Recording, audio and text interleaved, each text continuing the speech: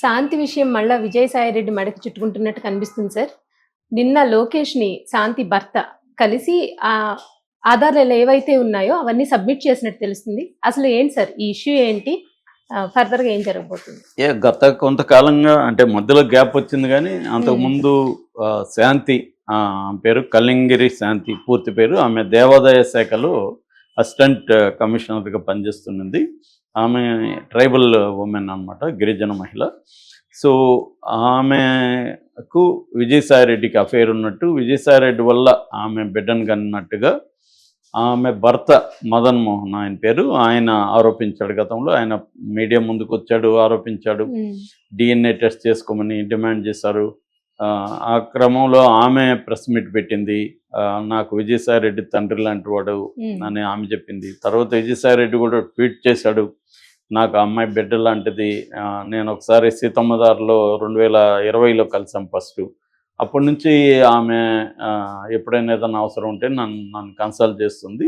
అలాగా వాళ్ళ ఫ్యామిలీ దగ్గర అయింది. నాకు ఈ మదన్ అనేవాడుతో పెద్ద ఇది లేదు. ఆమె మదన్కి విడాకులు ఇచ్చేసింది. ఆ విడాకులు వాళ్ళ గిరిజన సంప్రదాయంలో ఎప్పుడో 2016లోనే కూడా విడాకులు తీసుకున్నారు. అప్పటికి వాళ్ళకి 2 కవల పిల్లలు, ఆడపిల్లలు. ఆ తర్వాత ఆ విడాకుల కేసును డీల్ చేసిన సుభాష్ ఆయన పేరు. సో ఆయన పోతిరెడ్డి సుభాష్ ఆయన పేరు. ఈ పోతిరెడ్డి సుభాష్ తర్వాత పెళ్లి చేసుకున్నాడు ఎవరిని, శాంతిని. ఈ పోతిరెడ్డి సుభాష్కి శాంతికి పుట్టిన బిడ్డ ఇప్పుడు ఉన్న మగబిడ్డ. సో దీంట్లో విజయసాయిరెడ్డి సంబంధం లేదనేది ఇద్దరు, ఇటు శాంతి కానీ ఇటు విజయసాయిరెడ్డి మాట్లాడు. ఇక్కడ ప్రాబ్లం ఏంటంటే పోతిరెడ్డి సుభాష్ వచ్చి మాట్లాడాల.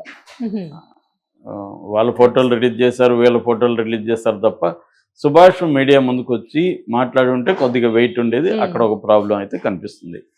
సో అయితే వీళ్ళు ఇప్పుడు మదన్ చెప్పేదానికి ఆధారాలు కూడా ఏమి లేవు. అతను ఎప్పుడో విడిపోయినాక అసలు మదన్కి ఏం సంబంధం అనే చర్చ కూడా వస్తుంది. కానీ ఇతనేమో ఆ విడాకులు చెల్లదని అంటున్నాడు. చెల్లనప్పుడు మనలాంటి వాళ్ళకి వచ్చే డౌట్ ఏంటంటే కోర్టుకి వెళ్లకుండా నువ్వు మీడియా ముందుకు ఎందుకు ఇస్తున్నావు? సో మదన్లో కూడా ఏదో ప్రాబ్లం ఉంది. లీగల్గా తనకి రైట్ ఉంటే, ఆమె మీద రైట్ ఉంటే ఆయన కోర్టుకి వెళ్ళాలి కదా. కోర్టుకి వెళ్లకుండా అతను మీడియా ముందుకు వచ్చి పదే పదే మాట్లాడడం వెనక ఏదన్నా వ్యవహారం ఉందా, కుట్ర ఉందా అన్న డౌట్ అందరికి వస్తుంది. నీకు లీగల్గా నువ్వు ఆమె విడాకులు ఇవ్వలేదని నువ్వు చెప్తున్నావు, ఆమె ఇచ్చిందని చెప్తుంది. మరి లీగల్గా మీ విడాకులు లేకపోతే మేము విడాకులు లేదు, నా భార్య ఇలాగా అఫేర్ పెట్టుకునింది అని నువ్వు కోర్టుకి ఎందుకు వెళ్ళట్లేదు? సో అది వెళ్ళట్లేదు.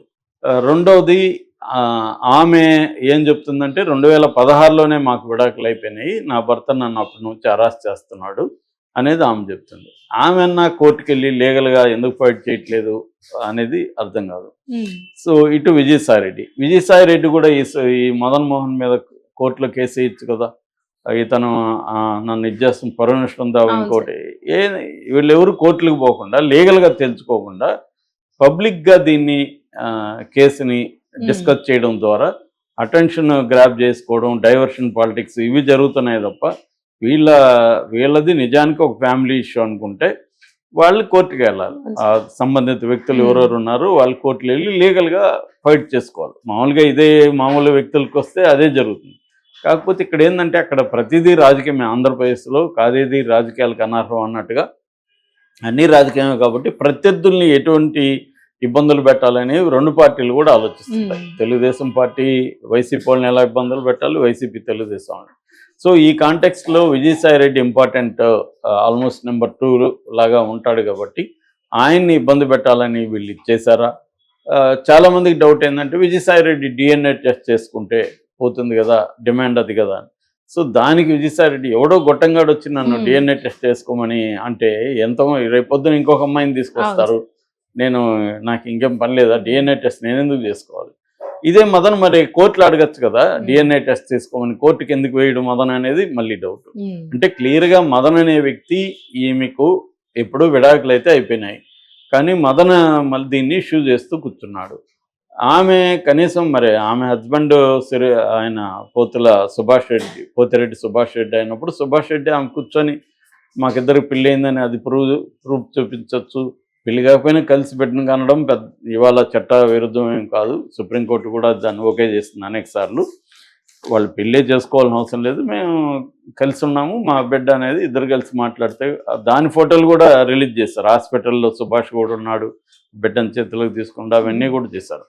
ఇక్కడ ఏంటంటే మీడియా కూడా ప్రధాన పొలిటికల్ పార్టీలకి విడిపోయింది అటో ఇటు కాబట్టి, సో వాళ్ళ వెర్షన్ వాళ్ళు తీసుకొస్తారు. రెండోది ఏది ఫోటో నిజము ఏది ఫేక్ అనేది కూడా తెలియదు. ఇవాళ దేనైనా క్రియేట్ చేయొచ్చు. సో అవి కూడా చేశారు. సుభాష్ ఉంటే అతనికి తల ఈయన తల పెట్టి ఈయన బిడ్డను పట్టుకున్నట్టుగా విజయసాయిరెడ్డి చేశారు. సో ఇది జరుగుతుంది.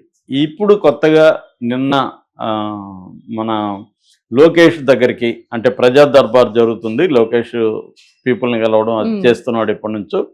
అక్కడికి మదన్ వచ్చి మతన్ కొన్ని ఆరోపణలు చేశాడు. అదేంటంటే, ఒకటి, కావాలని నన్ను ఏమార్చి అమెరికా పంపించాడు విజయసాయిరెడ్డి, పంపించి నా భార్య తప్పేరు పెట్టుకున్నాడని ఆయన చెప్తున్నాడు. అట్లాగే విడాకులు అనేది అబద్ధం అని కూడా ఆయన అంటున్నాడు. అట్లాగే ఇండియన్ ఇన్స్టిట్యూట్ ఆఫ్ ప్యాకింగ్ అనే దాంట్లో నేను పనిచేస్తున్నాను, నన్ను కావాలనే హైదరాబాద్ నుంచి కలకట్టాకి ట్రాన్స్ఫర్ చేయించాడు విజయసాయిరెడ్డి అన్న ఇంకొక ఆరోపణ చేశాడు. ఇంకొక పెద్ద ఆరోపణ ఏంటంటే, నా భార్య శాంతి విజయసాయిరెడ్డి కలిసి ఆ పేరు పెట్టుకొని పెట్టిన కనడంతో పాటు విజయసాయిరెడ్డి ఇక్కడ బీచ్ వైజాగ్లో మన దాని ఏమంటే భీమిలి వరకు, ఆర్కే బీచ్ నుంచి భీమిలి వరకు ఉన్న ఆ స్ట్రెచ్లో దాదాపు 1500 ఎకరాలు ఆక్యుపై చేశాడు శాంతి ద్వారా అనేది కూడా ఒక ఆరోపణ చేశాడు. అట్లాగే శాంతికి ఎక్కడెక్కడ ఆస్తుల వివరాలు కూడా ఇచ్చాడు. కుంచనపల్లి దగ్గర 4 ఎకరాల విల్లా ఉందని చెప్పాడు. జగన్ ఇంటి సమీపంలో 3 ఎకరాల ఇల్లు ఉందని చెప్పాడు. విశాఖ సాగర్ నగర్ దగ్గర 3 BHK ప్లాట్ ఉందని చెప్పాడు. అట్లాగే ఆమెకు చాలా లగ్జరీ కార్స్ ఉన్నాయి. ఇవన్నీ కూడా అక్రమ సంపాదనలో వచ్చింది కాబట్టి వీటి మీద విచారించాలని కూడా చెప్పారు. ఆల్రెడీ ఆమెను సస్పెన్షన్లో ఉంచింది తెలుగుదేశం గవర్నమెంట్ వచ్చిన తర్వాత. సో ఇవన్నీ అవాస్తవాలని ఇప్పుడు వీళ్ళు చెప్తున్నారు.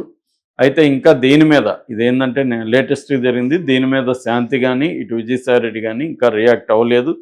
సో ఇది ఎక్కడికి పోతుంది? ఇప్పుడు లోకేష్ ఏమో ఈయన 2 డిమాండ్లు చేశాడు. ఒకటి, వాళ్ళ మీద చర్య తీసుకోవాలి, 2, నా ట్రాన్స్ఫర్ని మళ్ళీ నాకు వెనక్కి కావాలని. మరి ఈయన ఏమన్నా కలకట్టాలో ఉండడం ఇష్టలేక ఇక్కడికి రావడానికి ఈ ఎత్తుగడ పన్నాడా మదన్ ట్రాన్స్ఫర్ చేయించుకోవడానికి? సో దీన్ని ఇప్పుడు ఈ ఆరోపణలకి ఈయన దగ్గర ఉన్న ప్రూఫ్ ఏంటి? ఎప్పుడైనా ఆరోపణలకి ప్రూఫ్ ఉండాలి కదా. అందుకనే కోర్టుకి వీళ్ళు ఎందుకు వెళ్ళారంటే, వీళ్ళకి కోర్టులో ప్రూవ్ చేయడానికి ఏమి ఉండదు. ఇక్కడంటే అందరూ రాసేస్తారు. విజయసాయిరెడ్డి జనాలు కూడా ఇవన్నీ ఎందుకు, నువ్వు DNA టెస్ట్ చేసుకోవచ్చు కదా అని అడుగుతారు. సో DNA టెస్ట్ ఎవడో వచ్చి నువ్వు DNA టెస్ట్ చేసుకొని నీ బిడ్డ కదా నిరూపించంటే ఎందుకు నిరూపించుకోవాలి? తప్పు కదా. అది అసలు ఆ డిమాండే తప్పు కదా. నువ్వు ఆరోపణల మీద విచారణ జరపండి, కోర్టు ఉంది, న్యాయస్థానం వ్యవహారాలు ఉన్నాయి, వాటి ద్వారా వెళ్లకుండా ఎవడో ఒకటి వచ్చి ఆరోపిస్తే రేపొద్దున ఇంకొకరిని తీసుకొచ్చి విజయసాయిరెడ్డి బిడ్డ నిరూపించరా DNA అంటే, మరి ఇప్పుడు ఇదే ఆరోపణ అటు వాళ్ళ మీద వేస్తారనుకో, రేపొద్దున తెలుగుదేశం నాయకుల మీద జనసేన నాయకుల మీద వేస్తే వాళ్ళు నిరూపించుకుంటారా? నిరూపించుకోరు కదా. కాబట్టి ఏంటంటే ఇది కావాలనే వీళ్ళు గొడవ క్రియేట్ చేయడానికే చేస్తున్నట్టుగా ఈ మదన్ అనే వ్యక్తి కనిపిస్తుంది. అవతల నుంచి ఆమెకు మరి పోతిరెడ్డి సుభాష్కి ఎటువంటి ఒప్పందం ఉంది, వాళ్ళు ఎందుకు బయటికి రావట్లేదు, పోతిరెడ్డి సుభాష్కి ఏమన్నా ఇంకొక మ్యారేజ్ అయిందా, ఈ విషయాలు కూడా బయటికి రావాల్సి ఉందన్నమాట. ఏదేమైనా మళ్ళీ ఇది ఫ్లేరప్ అవుతున్నట్టుగా కనబడుతుంది. విజయసాయిరెడ్డికి వైసీపీకి ఇది ఒక తలనొప్పి. ఆల్రెడీ దువ్వాడ శ్రీనివాసు, దివ్యల మాధురి ఎపిసోడ్ ఒకటి రన్నింగ్ అవుతూనే ఉంది.